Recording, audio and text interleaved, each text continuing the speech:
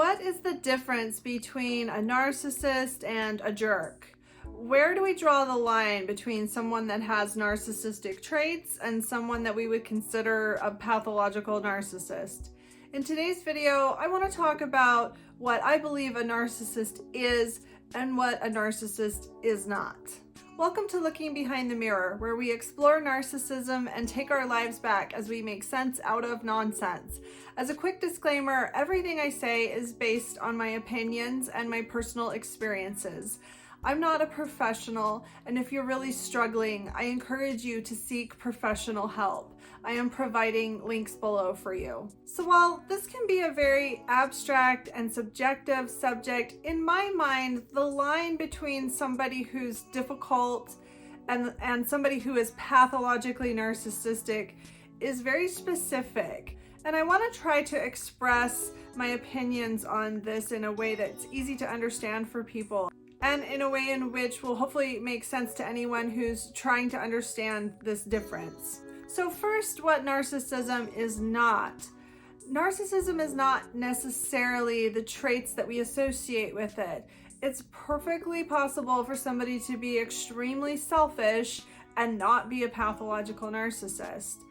It's possible for somebody to be cruel and self-centered and vain and not necessarily be a pathological narcissist. It's certainly possible for somebody to cheat on their significant other or to just be generally immature without being a narcissist. It's possible for somebody to have serious anger issues or even to be an abusive person without being a pathological narcissist. In my opinion, abuse itself is a narcissistic act. It's a narcissistic behavior, but that doesn't mean that everyone that engages in this behavior is necessarily pathologically narcissistic. In my opinion, narcissism is not a set of behaviors, and that's why it's so hard to identify somebody as a narcissist until you've really gotten to know them really well and you've seen them in many different situations. It's not a set of behaviors, although over time, the behaviors can start to show you a narcissistic pattern. I think pathological narcissism is a mindset. It's a pattern of thought. It's a way of looking at the world. It's the lens that the narcissist sees the world through. It's the way they interpret reality. It's the way they interpret their emotions. And pathological narcissists interpret the world in a very, very different way from most other people, but they behave generally in a, quote, normal way. So this is really hidden from you. Much of how they behave is contrived. Much of how they behave is a sort of mimicry of what they see as normal. They're not naturally reacting to the world around them as most of us do and acting, quote, normal. They're acting the way they see most other people act in order to get what they want, in order to function in the world. But they're thinking and they're interpreting reality in an extremely different way. This pattern of thought, this pattern of interpreting reality in a narcissistic way is what causes the behaviors that we see. But the behaviors themselves, in my opinion, are not the core of narcissism. They aren't narcissism itself. Narcissism is not something that can be observed. Narcissism is a mindset. And for a pathological narcissist, this way of processing information, this way of seeing the world is permanent. They have no other way of seeing anything. That's what makes them a narcissist, is this rigidity, this inflexibility, this inability to see the world in any other way than through a narcissistic lens. Narcissism itself is a collection of childish defense mechanisms. And I don't mean childish as an insult. I mean childish literally. It is a way that a child functions in the world.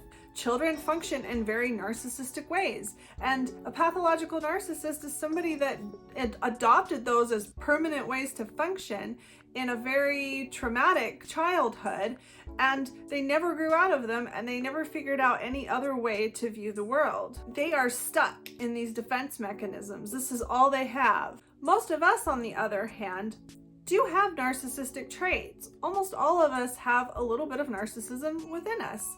It is natural to react narcissistically to certain situations. It's natural to pull up narcissistic defense mechanisms when our ego feels threatened. But what sets us apart from somebody that we would call a narcissist is that we're able to step back and reflect. We're able to apply more mature ways of dealing with our emotions. We're able to question our perception. We're able to kind of second guess the knee-jerk reactions that we have. As an analogy, we have different sets of glasses that we can put on to view the world through. If you imagine it that way, a narcissist has glasses that he or she can see the world through that will only show them a narcissistic view, and they have no other lenses to look at the world through. We, on the other hand, can flip back and forth between our narcissistic view and our more mature view and our empathetic view. And with all the things that we learn through our life, we're able to look at things from different angles. A pathological narcissist cannot.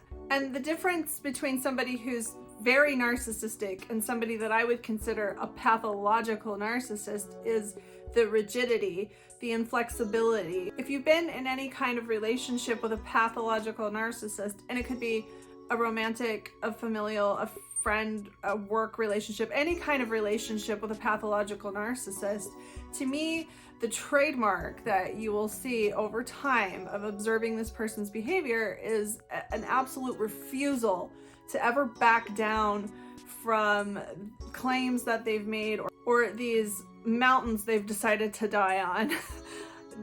A pathological narcissist will pick a fight with you, for instance, over something that doesn't make any sense, or they'll get angry at you over something that doesn't make any sense, or they will take a stand on something that seems to completely contradict all logic. And no matter what you do, no matter how you beg them for forgiveness, or no matter how hard you try to reason with them, or no matter how hard you try to understand their logic, no matter how hard you try to communicate, no matter how long you engage in arguments and endless debates, they absolutely will never back down from their nonsensical positions or their cruel positions or their illogical, irrational anger. They are not the kind of person that will ever come back to you later and say, you know, I think I was really out of line the other day when I got angry at you. I'm sorry. Or, you know, I thought about what you said and I think actually that does make a lot of sense. A pathological narcissist will never say these words to you. I'm editing this and I just feel like I have to interject and correct myself here. Narcissists will apologize in this very way, but they won't ever mean it. And in my experience, you can tell that they don't mean it because they don't stop whatever behavior it is they're apologizing for.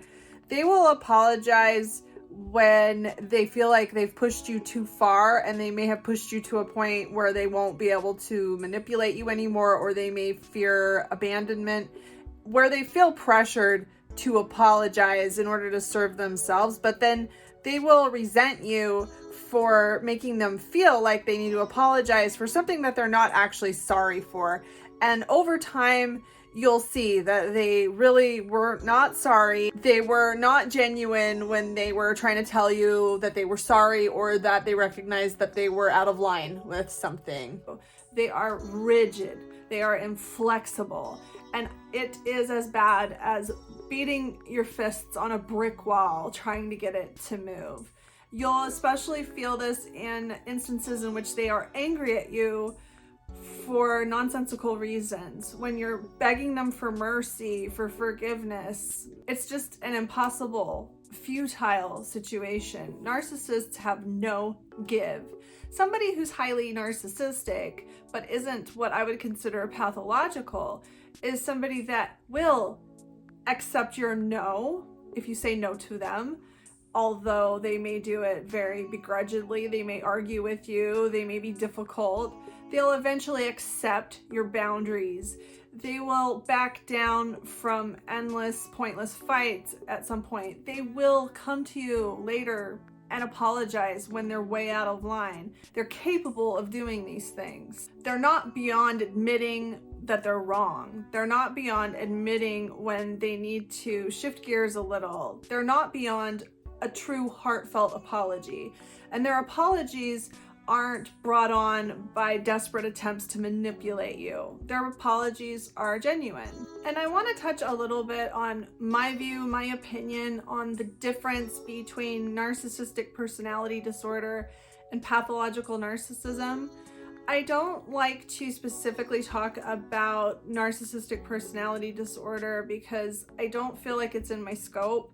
It is a clinical, diagnosable disorder, and I'm not a mental health professional. The way that I view NPD is that it is something that has a set of symptoms, a set of behaviors that can be observed and used to diagnose somebody with NPD. But pathological narcissism, to me, is the mindset, is the way that that person is thinking that causes those symptoms, that causes the behaviors that a professional is able to observe. You can't really observe the pathological narcissism in someone. You can get a feel for it over time as you get to know that person very well. And I view NPD as something that could change in the future. It's part of what the professional community is trying to categorize and understand. And it could change in the future. But to me, pathological narcissism is the label for something very specific, for a very specific way of looking at the world that many people are trapped in. And pathological narcissism is the label for that. And that is never going to change. It's always going to be what it is. The way that the professional community labels it and measures it, that can change, but pathological narcissism is never going to change. It's always going to be what it is. And I also believe that while anyone diagnosed with NPD is almost always going to be a pathological narcissist, somebody that is a pathological narcissist isn't always going to be somebody that could necessarily be diagnosed with NPD. And again, these are just my opinions. This is the way that I understand narcissism, and I hope it's helpful for anyone out there that might be a little bit confused about the difference between a narcissist and somebody that's just very difficult, or somebody that is a narcissist and somebody that has NPD. In my life, in my experience, the people that I would consider to be narcissists were people that just could not see reason, people that caused confusion and chaos in their lives and absolutely could not see that they were the ones that were doing this. They are people that absolutely cannot see that all of their problems, or a vast majority of their problems, are coming from them, are coming from the way that they behave based on their faulty interpretation of what's happening around them. Pathological narcissists believe that everyone's out to get them, or everyone is going to be out to get them at some point. They cannot trust anyone, and this creates very nonsensical, irrational narratives in their head. They are incapable of ever stepping back and listening to someone else and deciding that maybe their irrational, knee-jerk emotions might not be the best indicator of reality.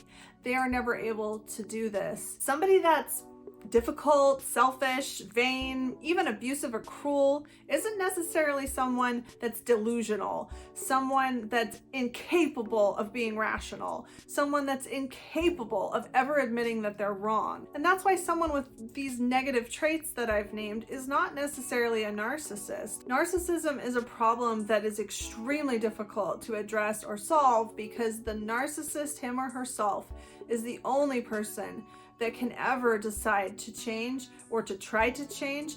And narcissism itself is a disordered way of thinking that is designed in a perfect way to prevent the narcissist from ever being able to see that they are causing their own problems, and that they are not being reasonable, they are not being rational, and that they are the one that needs to change. If someone in your life is causing you a lot of hurt and chaos and is mistreating you, it doesn't really matter if they're a pathological narcissist or if they could be diagnosed with a disorder. None of that really matters at the end of the day. I know it really helps to be able to find a pattern that makes sense. I know for me, it made all the difference in the world when I suddenly understood what narcissism was. And that's why I put this channel together, because the clarity for me is what set me free. But then over time, as I looked back, I realized, I really didn't need all this information. I didn't need to understand what a narcissist was in order to understand that I deserved better. It didn't matter why somebody could act the way a narcissist does. It mattered that I didn't believe that I deserved to be treated a certain way. I didn't really truly believe that I deserved to be treated with consideration and kindness and acceptance and patience. It doesn't matter why someone's incapable of giving these things to you. You deserve better. And it doesn't matter if this person understands what they're doing or not. It doesn't matter if they have a disorder or not. It doesn't even matter if they're in distress. It doesn't even matter if they would like help. Someone's emotional problems are their problems, and it's not your job to suffer for their problems. If somebody is treating you badly and refuses to listen to you or to consider you, that's really all you need to know. It really does help to understand the mindset of someone that treats you this way, but really all you need to understand is that you deserve better. I hope this helps. If you like this video, give it a thumbs up and comment below any ideas you have for me for future videos. And don't forget to subscribe to my channel if you like this video and would like to see more like it in the future. Until next time, thanks. Bye.